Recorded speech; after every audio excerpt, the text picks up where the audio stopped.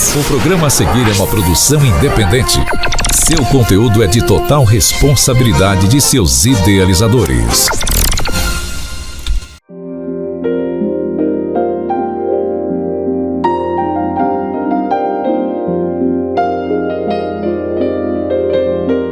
Que a graça e a paz do nosso Senhor Jesus Cristo esteja com cada um de vocês.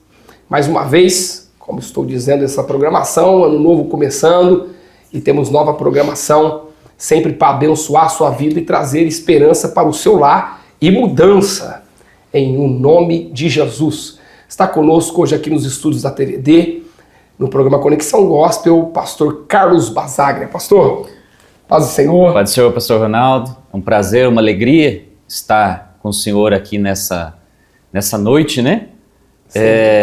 Agradecer por essa oportunidade, agradecer a todos os telespectadores. É uma alegria sempre poder compartilhar da palavra do Senhor. Claro, eu que agradeço a sua atenção, a sua disposição. Amém. De estar aqui trazendo experiência para compartilhar com o povo de Deus, também com os cidadãos de Mococa e região. Vamos falar um pouquinho aqui, pastor Carlos Basagra, 47 anos, natural de Mococa, mocoquense mesmo, formado em comunicação e mestrado também em comunicação pela Universidade Metodista. Casado com Joelma Basagra e é pai da Sofia, né, filha única, e já congrega na Assembleia de Deus São Bernardo há quanto tempo? Isso, nós já em São Bernardo nós já estamos há quase 20 anos já. 20 anos, 15 anos só 15 anos pastoreando, mas há quase 20 já no Ministério de São Bernardo. Que maravilha! E hoje um privilégio estar aqui para poder falar, começando o ano. Gente, é um assunto importante falar de família. Eu digo sempre que o primeiro milagre de Jesus foi no enredo da família nas bodas de Caná da Galileia. E como o senhor é um especialista, até escritor, né? E o senhor trouxe aqui um livro para poder também apresentar e falar um pouco mais da vida familiar. Gostaria que o senhor falasse um pouco desses conselhos, né, diante da palavra de Deus, diante do cenário que estamos vivendo familiar, trazendo a luz da palavra para os nossos telespectadores. Sim, pastor Ronaldo, eu até trouxe aqui uma matéria, se o Weber puder, não sei se ele consegue focar aqui, nessa matéria da revista Veja, não sei se ele consegue dar foco bem na manchete. Essa matéria, ela fala o seguinte, revista Veja, brasileiro se casa menos, se divorcia mais e tem menos filhos, aponta IBGE. Então, assim, o nosso cenário hoje, o cenário da família brasileira, hoje é que cada vez mais o brasileiro está casando menos, se divorciando mais e cada vez tendo menos filhos. Ou seja, a estrutura familiar está sendo comprometida. Isso não é de agora, mas nós temos visto aí um cenário agora se avolumando. É claro que cientificamente nós não podemos pegar apenas então somente um ano como base para traçar um paralelo. Correto. Mas essa matéria aqui da revista Veja, ela pegou os 5 últimos anos. Então há uma tendência hoje de se casar menos, divorciar-se mais e ter apenas um filho, né? Então, assim, hoje a gente vê uma grande dificuldade em relação à família, né? Isso foi motivo, inclusive, de eu poder estar escrevendo esse livro, né? Que é o Eu Escolhi Casar e Agora. É fruto de 15 anos palestrando para casais. Vou dar uma ênfase aí no título, né? Eu escolhi me casar. E agora? Isso. E agora? E agora? Né? Porque ao longo desses 15 anos, pastoreando, aconselhando casais, na nossa função pastoral de aconselhar casais, também palestrando, também fruto de observação e análise no nosso próprio casamento. Nós vamos vendo ao longo do tempo que as pessoas se casam muitas vezes, mas sem saber como lidar com o casamento e o que é o casamento. Ou seja, muitas vezes o cristão se casa sem ter o conhecimento prévio do que é o casamento. Por isso que muitos casamentos acabam não durando 1, 2 ou até 3 anos. Eu digo assim que às vezes eles falam assim que primeiro nós se apaixona, você pode nos corrigir se nós estivermos errado, né? Primeiro apaixona e depois aprende a amar. Isso. Qual que é a diferença da paixão para o amor? A paixão, ela apenas identifica as virtudes. Por exemplo, quando um casal de namorados se conhece, ele não se ama, ele se apaixona. É diferente. Gosta do jeito meio, aparência. Tanto é que ele se identifica com as virtudes, com os comportamentos, com as qualidades. Né? O que une um casal no início de um relacionamento são as qualidades. Só que nós não temos só qualidades, nós também temos defeitos. E o que acontece? A paixão, teoricamente, ela dura de 1 a 2 anos. Quando a paixão acaba, o que deve persistir? O amor. É só o amor que faz com que o relacionamento vá para frente. O amor de Coríntios 11, né? 1 Coríntios 11, esse O amor é benigno, é paciente, né? Então quando o casal deixa a fase da paixão e se casa, ele começa por fruto da intimidade, porque a intimidade, quando o casal era namorado, ele não tinha, a gente parte de um princípio de um relacionamento cristão.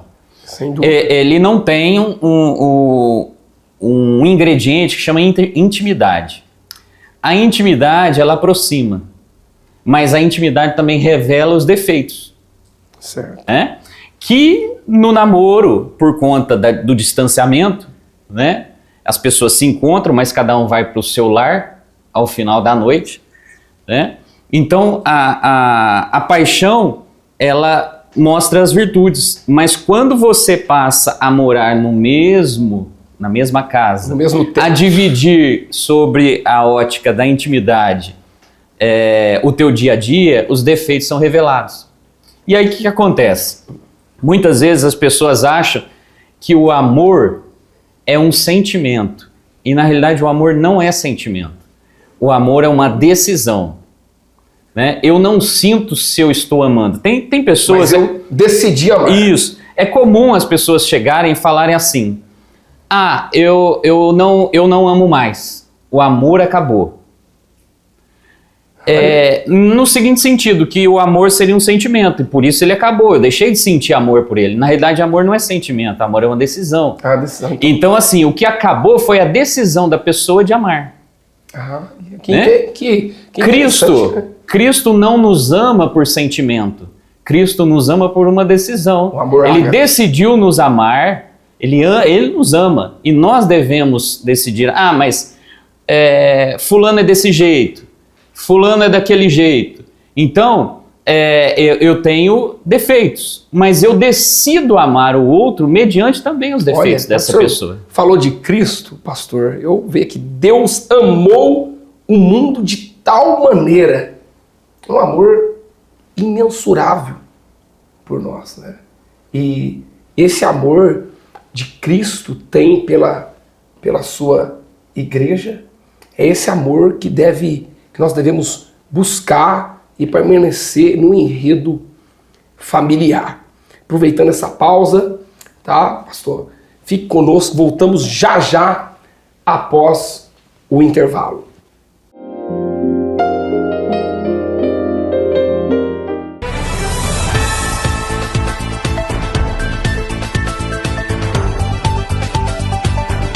Venha conhecer Chaveiro Ventania, loja 1 e loja 2, muita variedade. Conserto de celulares, reparo em fechadura, carimbos e muitas outras variedades você encontra aqui no Chaveiro Ventania. Loja 1 e Loja 2. Uma loja da nossa família para a sua família. No centro da cidade, na rua Pascoal Ranieri Mazzilli e no coração da Santa Rosa, na rua Pernambuco 319. Venha conferir muitas variedades para você e para a sua família. Voltamos, é um prazer ter você aqui. Pastor Carlos Basagra, e essa decisão de amar, explica para nós. Essa é uma decisão que tem que ser diária. Olha. Por quê? Muitas vezes as pessoas acham, até no livro, eu falo bastante, são 7 capítulos, são mais de 500 páginas, 530 páginas. Eu falo sobre comunicação conjugal, incompatibilidade entre os gêneros, entre o homem e a mulher, que cada um é de um jeito, né? Eu falo sobre conflitos e crises, conceitos, princípios, sexualidade e intimidade. E no livro eu falo de um mito que existe, que é o mito da alma gêmea. É comum as pessoas falarem assim que desejam encontrar a sua alma gêmea. Gêmea é alguém que seja como eu, que goste do que eu gosto, que pense como eu penso, que faça como eu faço. O ditado popular, a panela e a tampa. Isso, a tampa da laranja. A tampa da laranja. Tem uns que falam se bem que nem a frigideira tem tampa, né? Olha, os jargões, os clichês vão florescendo. Mas alguém que seja como eu. E não é assim. Porque cada um é de uma forma. E o legal, o projeto de Deus é tão perfeito no seu plano, porque assim, ele colocou um homem e uma mulher. A estrutura biológica do homem é uma, a estrutura biológica da mulher é outra.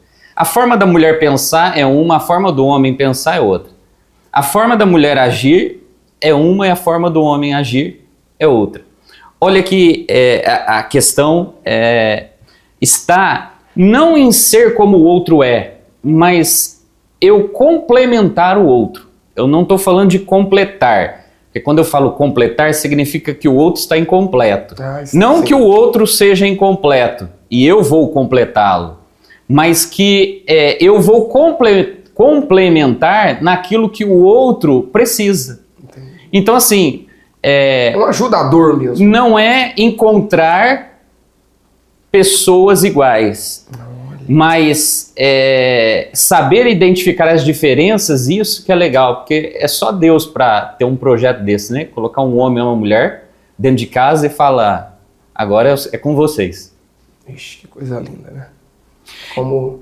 E eu acho importante a gente falar aqui que, assim, homem pensa de um jeito, mulher pensa de outro, mas cada um tem a sua função dentro do lar, né? Cada um tem a sua função dentro do lar. Se a gente for olhar até etimologicamente nas palavras, matrimônio vem matrimônio. Então vem de mulher. Pátri de pátris. Então patrimônio. Patrimônio é o quê? Casa. Matrimônio é o quê? Lar. Então a mulher está diretamente ligada ao lar e o homem diretamente ligado ao patrimônio. Só que olha o que é interessante.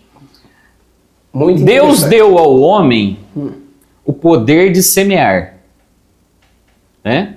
O homem, o que ele faz para o advento de um filho? Ele é aquele que semeia. A mulher é aquela que gestaciona. Ou seja, o homem semeia e a mulher gera. No lar não é diferente. A bênção de semear está no homem, mas o gerar está na mulher. Por isso que, na grande maioria dos lares, quando o lar está em ruína, porque geralmente a mulher, por algum motivo, está se omitindo naquela parte, porque o poder está na mão dela. O homem não tem poder de prosperar. Olha aqui. Por quê? Interessante isso. Eu vou te dar só um exemplo. dá uma planta para cuidar para um homem.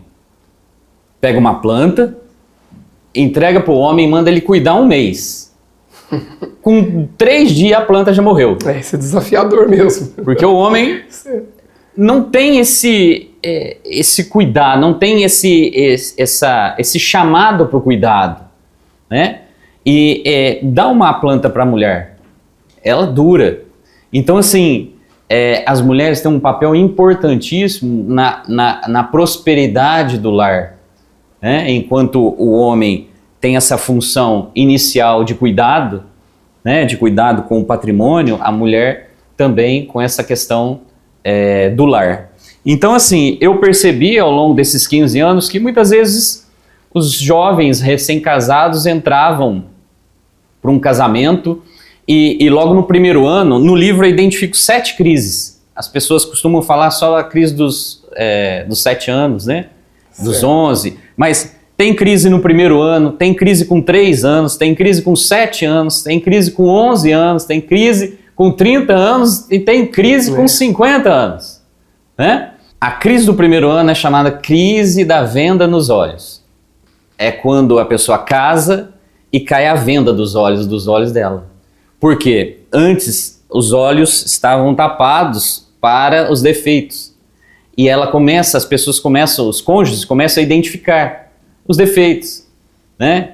Ele não falava tal coisa, ela não andava desse jeito, o homem não deixava a meia ali, só ficava perfumado, agora não perfuma mais, ontem era tão gentil, já não é mais, né? Então começa a haver a crise, e se não houver o amor nesse momento, a decisão de amar, a tendência é o que está acontecendo nessa pesquisa da Veja, do IBGE, cada vez mais as pessoas se divorciando. Então nesse momento, eu gostaria de estar fazendo uma oração para os casais, aqueles que estão nos acompanhando, você que tem 1 ano de casado, novinho, né? Eu costumo brincar, cheirando leite, né? 1 ano de casado, você que tem 5, 10, ou você que já está completando aí 50 anos de casado.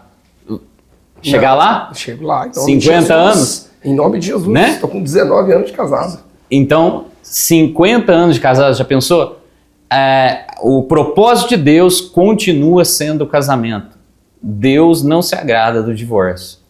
Então, nós pedimos sempre que Deus esteja conosco para que a gente possa caminhar. É só assim que a gente consegue chegar lá. Sem dúvida. Que bênção ter o senhor aqui, com sábias palavras, né? Tem que voltar mais vezes para nos dar essas instruções. Sem dúvida.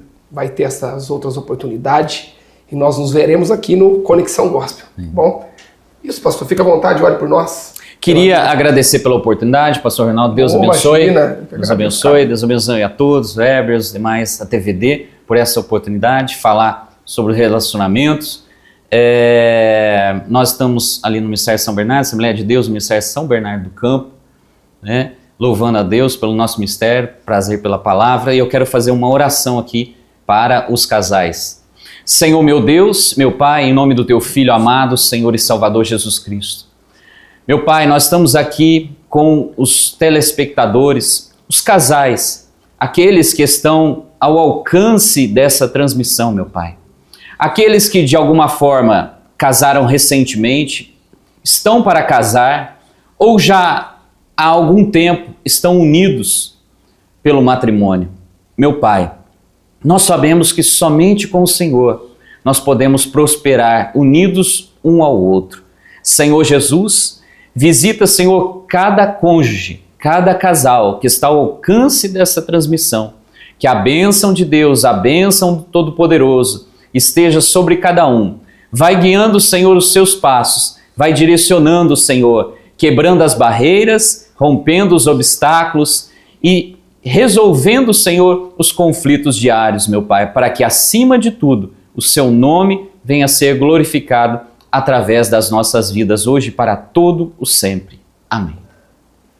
Deus abençoe sua vida, Deus abençoe por nos acompanhar toda segunda e também às terças-feiras aqui no TVD. Que a graça do nosso Senhor Jesus Cristo, o grande e imenso amor de Deus e as doces e infinitas consolações do Espírito Santo hoje e sempre, sejam sobre a sua vida, e nós dizemos amém. Deus abençoe.